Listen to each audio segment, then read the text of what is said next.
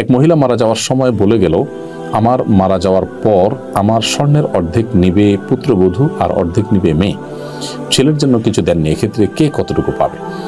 দেখুন, কেউ যদি জীবদ্দশায় তার সম্পদগুলো তার মৃত্যুর পর যেন বন্টন হয় সেজন্য যদি ওসিয়ত করতে চান, তাহলে তিনি তার টোটাল সম্পদের 1/3 ওসিয়ত করতে পারবেন। প্রথমত, টোটাল সম্পদের 1/3 সম্পদ বিভিন্ন ক্ষেত্রে ব্যয়ের জন্য তিনি ওসিয়ত করতে পারবেন, এই রাইট তার আছে। দ্বিতীয়ত, তিনি তার সম্পদের যে ওসিয়ত করবেন এটা তার কোনো ওয়ারিসের জন্য ওসিয়ত করতে পারবেন, অর্থাৎ যার জন্য তার পরিত্যক্ত সম্পদের নির্দিষ্ট হিস্সা বা অংশ ধার্য করা আছে তার জন্য তিনি ওসিয়ত করতে পারবেন না।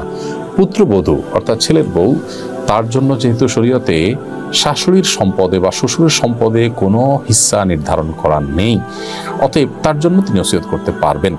কিন্তু মেয়ের জন্য যেহেতু নির্দিষ্ট হিস্সা নির্ধারণ করা আছে, অতএব নিজের মেয়েকে কিন্তু তিনি ওসিয়ত করতে পারবেন না।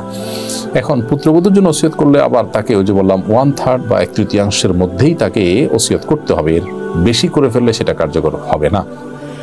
অতএব এই মূলনীতির আলোকে আমরা বলতে চাই যে কোনো নারী মারা যাওয়ার আগে তিনি যদি তার স্বর্ণের বা গহনা বা পরিত্যক্ত সম্পদ যাই থাকুক, এগুলো যদি তার পুত্রবধূ এবং মেয়েকে ওসিয়ত করে যান, তাহলে ওই মূলনীতির আলোকে 1/3 মধ্যে কার্যকর হবে এবং সেটা পুত্রবধূ পাবে।